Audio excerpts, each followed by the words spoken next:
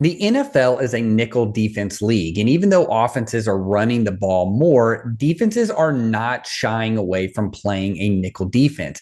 Now, whether it's a nickel or it's a drop down safety overhang, teams are having to find ways to protect a coverage first defender in the box. Offenses are using 12 personnel, 21 personnel, and even 13 personnel to force defenses to make a decision. A lot of these defenses in the NFL are staying in nickel. They're just finding ways to protect that overhang, primarily against these condensed run sets. We're going to look at 3 different clips that illustrate how different teams around the NFL are choosing to protect their overhang. Even though the Buccaneers are in 11 personnel, we're seeing more and more teams kind of do what Sean McVay has done forever, is essentially we're going to get into 11 personnel, but then we're going to get into these 12 personnel formations, or we're going to force our receivers to block.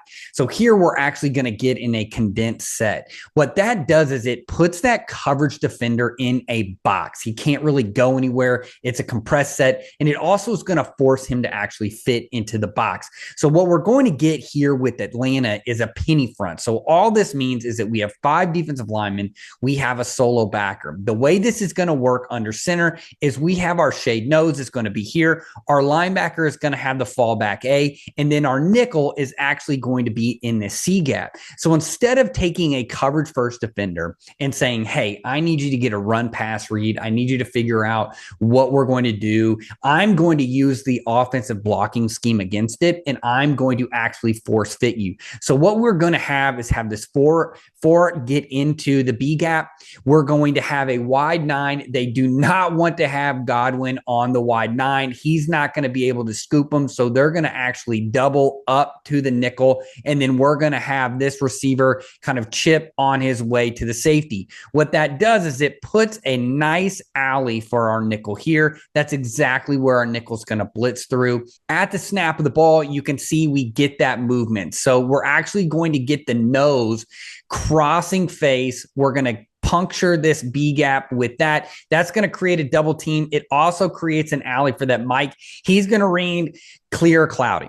If it's clear, fit it. If it's cloudy, fold. What that does is that back is going to sit here. He's going to bounce out. And now you can see our nickel is now working to the outside shoulder. We should have an overlap. So you can see right here, we have an inside outside shoulder. You can see that the tight end is taking the edge. You can see that we're chipping the edge and on his way to the nickel. The problem is we've already sent the nickel. So now we're going to get 2 guys going to the safety, but it won't matter because there's no one for the nickel in this fit. As the running back gets the ball, you can see he's going to then move and it goes directly to the nickel. Ellis is literally just waiting for the running back to figure this out. You would like to see him be a little bit more aggressive to scrape to the open gap, but what you don't want is a situation where the running back hits in this gap and then you lose. So this is still an open gap. So if you're wondering why didn't Ellis fold, that's because this is still an open gap. In the NFL, that's an open gap. That's what an open gap looks like. So the running back sees Ellis sitting there. So he goes ahead and bounces out. He sees 33, bounces back. That's when he gets collected. So a great example from Atlanta in a penny front, blitzing the nickel through that C gap, or where you get that tackle and edge creating an alley. And so in an odd front, it tends to be the C gap. That's exactly what we see here from Atlanta. Now, the Texans are another team that run almost exclusively from nickel. Now, they're more of a big nickel team. They actually have a safety, Petrie, who played nickel at Baylor and is now back down at the nickel side.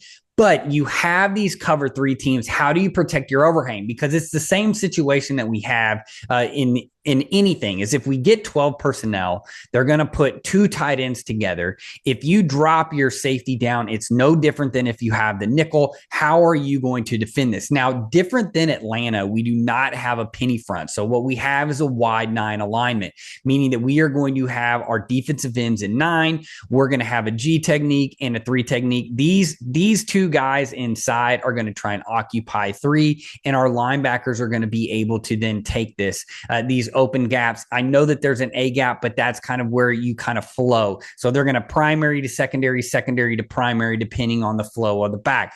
Now, the Jaguars are going to get into a wing set. That's going to bring the safety down. And you can see right now, Toto is in charge of this A gap, but once he goes, he's going to work there. Now we're going to get our overhang. He's going to work through that, and he's going to actually eat that block from the tight end. So he's essentially going to take on this gap. So his presence alone forces that tight end to do that. So even if your nickel gets eaten or your overhang gets eaten by the block, you're keeping your linebacker free. You can see Al-Shaair is able to then rock back if he needs to. And this play is essentially over. As you can see, this is a great job by the interior defensive lineman beating this double team here. You can see Toto is working to the A gap. He sees that he's going to flash and get an escape. He sees him walled off. He's going to work vertically. That puts two in the gap. And then you can see that our nickel is going to get eaten there. So again, having that nickel pressure, look at how aggressive that nickel is in the C gap right here, especially on the wide 9.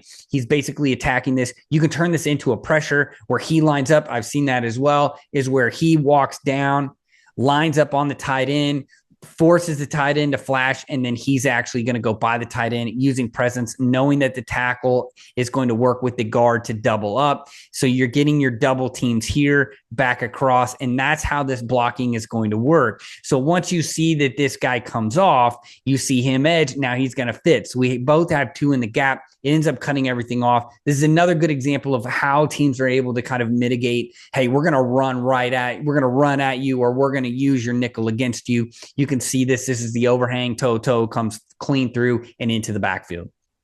The Browns are another pretty much exclusively nickel team.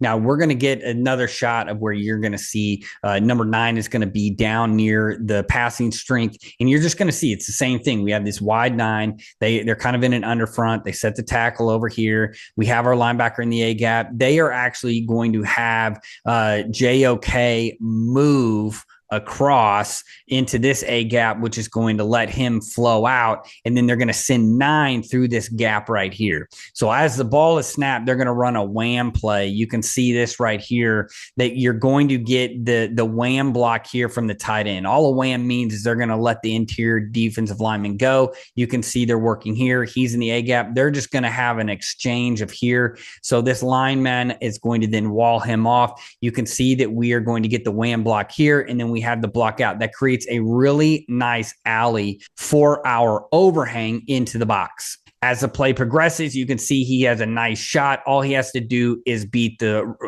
receiver, and then you can see the other DB coming right there. He ends up making the play. So again, we're seeing this either being super aggressive into that C gap, or we're actually calling it and tagging it and blitzing it. So if you have this nickel and you're getting run action to him, or you want to kind of mitigate some of the run action, whether it's away from him or get him a run fit or clarify his run fit, having him be aggressive here and detaching him from the coverage is the way to go. We've seen 3 examples of this in the Browns. You can see he gets a great run through. Look at that nice alley. All he has to do is make the tackle, which he does. And if he doesn't, you have a corner who's right there. So again, another great example of mitigating the run fit for a coverage first defender.